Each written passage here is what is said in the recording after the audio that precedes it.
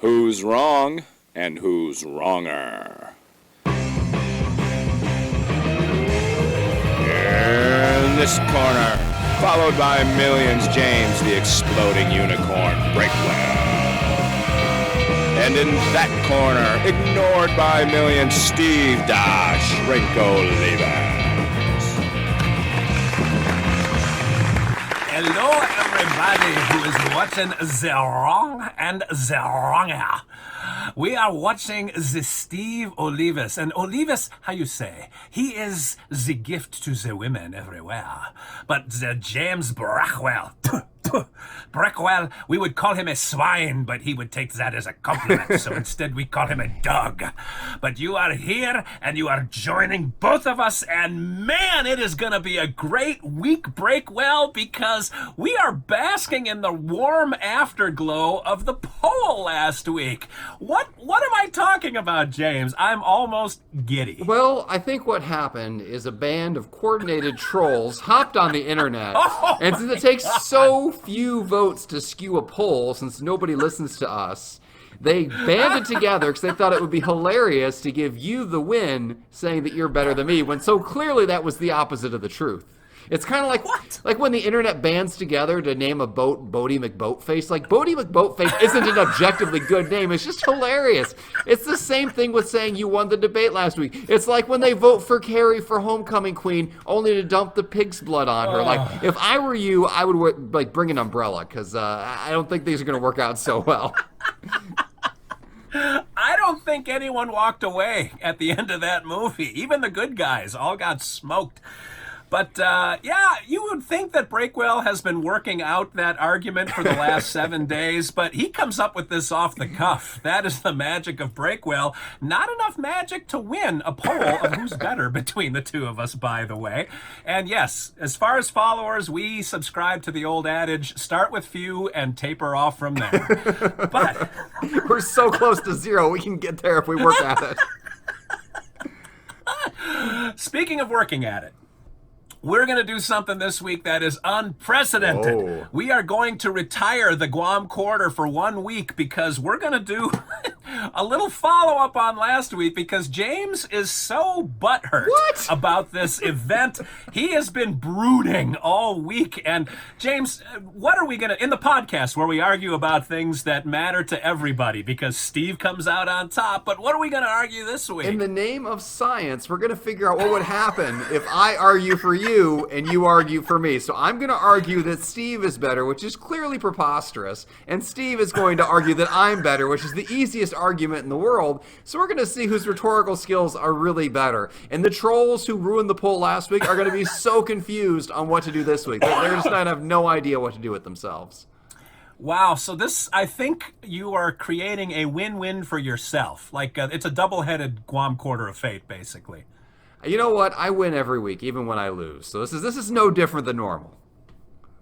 I don't know how you measure success, but you must live a very blissful existence. I have fun. I come out looking better than you, which is so easy to do. That's all that matters.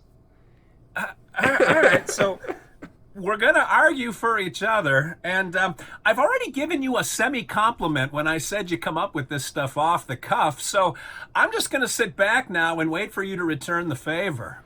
Oh man, this is the one part of the show I should really prepare for, but I'm so quick off the cuff, and you have so many faults that I can sort of turn into compliments that I can usually make it work.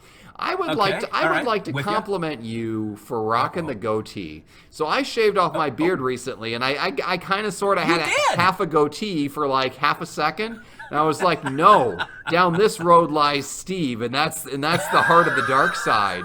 But it takes skill to be that committed to looking bad for that many years. But without irony, you're not wearing that goatee ironically. This is just you. You are the guy with the goatee. You know, it's you and it's Satan, and that's it. It's a very elite club. So I would like to commend you for being fashion forward, marching when no one will follow, and just staying there because it really doesn't matter. So good for you. The haystack kept getting bigger, and the needle of the compliment did not move. Like, I don't know where to find it, but I will say I've put a lot of thought into this, and for Movember, because I have had this goatee literally since I was 16, Wow. probably, that I'm going to shave the bottom half off and just go with the stash for Movember. So November Coward. 1st, I'm shaving the bottom You're off. not going to shave the whole thing. I just plunge in, man. See if you traumatize your 13-year-old kid. I would love to see his reaction. Just the bored eye roll as you create yet another video with him. He hasn't been traumatized since our penalty videos. Like, he's been getting off easy. Well, that's not true. I've been doing a series of ads for a particular drive-in treat establishment, and he's been integral in the creation of those little Twitter commercials. You sold out? I thought I was the only sellout here. We had a very specific agreement. I make the money. You have the integrity. If we both make money, this whole thing's going to fall apart. Oh, wait a minute. Was that a compliment? No, integrity is bad. Wow. How do you even back out of that one? I just did. He's an artful dodger. All right. So no Guam quarter flip. I do have the Guam quarter handy just in case we came up with a different topic if Breakwell was going to balk on it. But we're going to argue each other. So I'm arguing for why James is the better of the two of us. And James, he's got the winning side because I've already won. So all he has to do is reiterate everything I said last week and he's going to win. All right. Well, the hardest part of this is going to be to give you straight compliments without turning them into insults. This is going to be the single hardest thing I have ever done. But I am going You're to gonna pull something. I'm going to do it. Afterwards. I'm going to lay down. I'm going to vomit. I'm going to do it because you know what? You, Steve Olivas, are an incredible human being. Let me just throw that out there. Get the defibrillator ready. You hang out with rock stars every weekend. I do. People from all sorts of bands that I have definitely heard of. And they return your calls. They invite you to pool parties. They appear with you in selfies. It's incredible. They will pick up the phone. James Breakwell doesn't have any rock stars answering the phone for him. Let me tell you that. James Breakwell also doesn't get to tour the country on a weekly basis to sold out auditoriums of tens of people waiting for your actual real expertise. James has no expertise in anything at all, and he's so proud of his ignorance. True. But you have a PhD mixed with comedy. You go out there, you give a presentation. People pay actual money in American dollars to hear you talk. People pay money not to hear James speak. It's the silence price. They just pay it so they don't have to hear him anymore. They'll pony up a few extra dollars for those earplugs. But yeah, and they fly you around. You have a manager who sends you out to these places, and now your voice is so soothing that you are going to be the voice of the Arena Football League team of some kind. And that's a big deal. That's a professional sports team. They play games of some sort, and there's a voice that comes over the top, and that's you. You are that voice. And plus, let me just keep layering it on here because I'm going to seal this argument up right away. You have 2 kids to my 4. You were so smart with that. You're like, do I need 4 kids? No, I need 2. I'm going to space them out a reasonable amount, and I'm going to let them grow up. You are so far beyond diapers. You're beyond, the elementary school struggles. Your kid can almost drive. You got 1 kid all the way out of the house. I mean, all your problems are solved. You just sit there in your Steve Olivas manner on those rare weekends where you're not jet-setting across the country in the Steve Olivas suite in your various hotels, and you just relish how good life is. Like, how could you not vote for Steve? Open and shut. All right, roll the dice. So we're ready to go. I feel like I walked into a trap this week. Wow. And the reason I wore the beret this week was in honor of Dave Bickler, the guy who sang Eye of the Tiger, who ended up following me on Twitter and then not responding one iota to my request that he be on my podcast. So a little bit of your compliment falls flat there, but everything else I'm going to take in stride.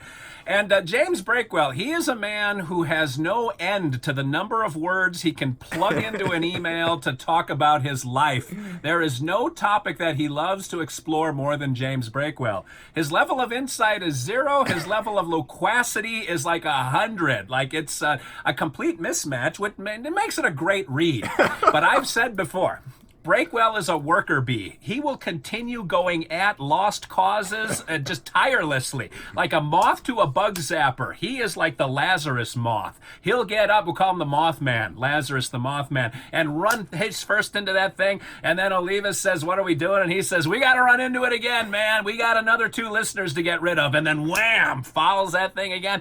Breakwell has no limit to the energy he has. And it sprays in all different directions. Breakwell is also one of the most succinct people I know. For the first, 18 months of our relationship, he didn't even have time to say goodbye on the phone. I said bye, and just pow! He would hook me and keep moving on with his life. And then deny everything, falling, because Breakwell knows that Breakwell doesn't make a mistake. And that level of confidence he exudes everywhere as he continues to run into the bug zappers.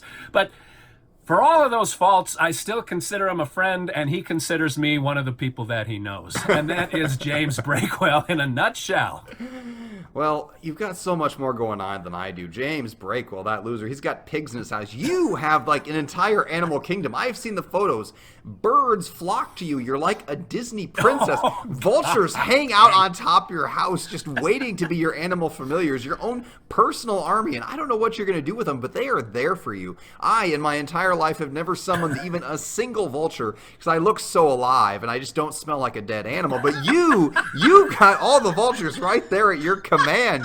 That is impressive. I would not mess with you. I mean, your neighbors, they close their blinds and keep their doors locked just because you've got that aerial army there. You also have some kind of feud with squirrels going on that I think you won. I'm not entirely sure, but I mean, you're still we here. We hired the hummingbirds to take care of it, and now we have a whole problem with the hummingbirds. So it's the old lady that swallowed a fly is what's happening in our backyard. Call Marlon Perkins. I mean, you have Caesar and Planet of the Pigs going on in your house. And so when those things reach full sentience, they're going to take over, and eventually Indianapolis will be overrun with the pigs. All because of you. You're like patient zero for the pig takeover. Exactly. I am a menace to society, whereas you have those loving vultures and those kind squirrels that never cause problems for anyone. What? Yeah. You also, I mean, you've got that middle-aged man thing going on where you've got like the one chair in the house that's your chair and you sit in it and nobody else can sit in it. Like that is, yeah, I do. That is like classic man card stuff right there. Like, how could I not look up to somebody who has a chair? So it's... James, you're so tall and angular and hairy. You are the human alpaca, man. I can't grow a thick beard anywhere on my body like you can anywhere on your body. You can shave logos of NFL teams in your back if you wanted to. Charge them for that kind of advertising. That's a real strength, man. You, though, you have you have the experience running. I ran up through college, and I think you put in more miles than I have over the years. You hide it. You act all modest, but you've done what, like 9,000 marathons at this point? You basically ran your knees off, which is why you're so short. You just ground yourself down like a pencil eraser. There was nothing left of your legs. But you put in those miles, and that has to be respected. I am never going to break those marks you set. James, your body is pristine. It still has that new body smell to it. Parts of it are still in cellophane. Like, your hands are as soft as like a dishcloth because you haven't done anything physical your entire life. And man, I admire when you start getting floated around like the adults at the end of WALL-E. I'm going to just take my hat off to you, man. Well, props to you, though. Like, when I want to get something done around the house, I don't do it myself. I got to hire somebody. You have your wife to do it for you. She's like your built-in handyman out there doing all the other stuff that other men would do themselves, not you. Your wife is out there with the hammer and the hacksaw and the blowtorch, welding stuff. I don't know what's going on over there. She's got like a whole machine shop going on in your basement, probably preparing like some sort of Mad Max type prepper thing. Like, have you checked on your vehicle? She put spikes and stuff on it. Probably just to keep you away. Who knows? But the point is, she's handy and you landed her, so good for you. That's why people should vote for Steve.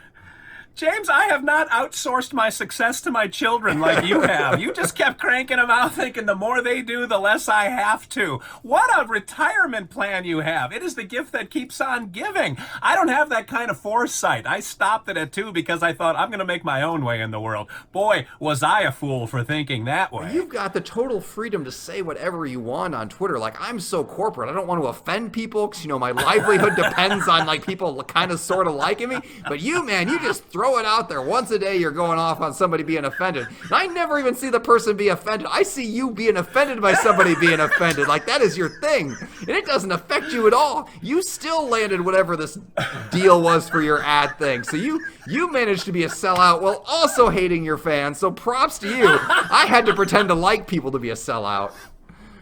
James, man, I wish I had the ability to take one joke format, replicate it 58,000 times the same exact way, and still get people to pay attention to it. I don't know how you do that, but somehow that little 4-line exchange you have with your kids has brought gold to you. I wish I had the keys to the kingdom like that. I know, you know what, but that's okay, because I made a living writing things that are funny, and you found a way to make a living by just not being funny at all. I mean, you're still out there going strong. Your followers every day are like, this is going to be another dud, but we are here for it. You made the failures be part of the joke, which is incredible. Like, when I have a joke bomb, I delete it and I retreat in shame. When you have a joke bomb, it is just up there. It is part of the Steve Olivas Museum on Twitter for all time. No shame, no apologies, full speed ahead. Boy, I wish I could make decisions like you and pick a guy that had zero street cred, zero traction on any social media platform, and bring him onto a podcast with me. Like, man, again, I admire your foresight and your wisdom when making these kind of decisions. Well, I would like to compliment you because you're like an actual adult, and you come on here every week and talk to me for reasons neither of us understands. Because regardless of whether we're sellouts outside of this broadcast, we're certainly not making any money here. We gain nothing from this, and we lose listeners by the week, and yet here we are complimenting each other for God knows what reason. We have no idea at this point. Let's roll the dice and get out. All right. We can do this all night. Man. I had to I knocked over my green screen. I was so excited to get up and get this thing over with. All right. If you want to vote for James, which is to say, vote for Steve, this is going to be real confusing.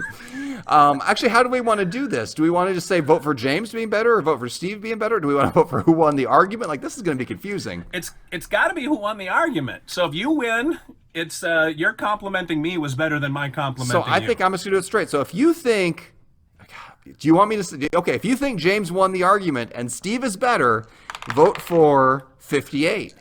If you think Steve won the argument and James is better, vote for 34. And if you think we're both trash, vote for 34. What was the last one? 34. Did we already get a 34? Yeah, I'm 34. Wow, we've never had a double number before. People really want to vote for you because you're so amazing. Weird. 60. All right. I've never been more confused about who to tell you to vote for, so I will just toss it up into the wind and let things fall where they may. If you want to vote for Steve through the words of James Breakwell, you vote 58. If you want to vote for James through the unwavering adulthood of Steve Olivas, then you vote for 34. And if you take the smart path and just punt, vote for 60. Or whatever Breakwell puts as option number 4. So... this was a lot more fun than I ever thought it could be. We should do this again sometime, but make it less confusing, although I don't know how. All right, that draws us to another conclusion, and if we haven't lost the last couple of you yet, I'm sure this probably put the last nail in the coffin.